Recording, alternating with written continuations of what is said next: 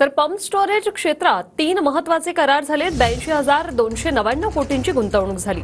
जलसंपदा विभाग आणि मेघा इंजिनिअरिंग सोबत हा करार झालाय. तसंच SJVN लिमिटेड आणि JSW न्यू एनर्जी सोबतही सामंजस्य करार झालाय. 15,100 मेगावॅट वीज निर्मितीसाठी करार आहे. दरम्यान अपारंपरिक ऊर्जा क्षेत्रात ही महाराष्ट्राची मोठी भरारी असून पर्यावरण रक्षणाच्या दृष्टीने मोठं पाऊल उचललं असल्याचं उपमुख्यमंत्री देवेंद्र फडणवीसांनी म्हटलंय. जवळपास आपण 15,000 मेगावॅट वीज निर्मिती करता 3 सामंजस्य करार केले आहेत. जवळपास 82,000 कोटी रुपयाची गुंतवणूक होणार आहे आणि 18,440 लोकांना यातनं एम्प्लॉयमेंट मिळणार आहे.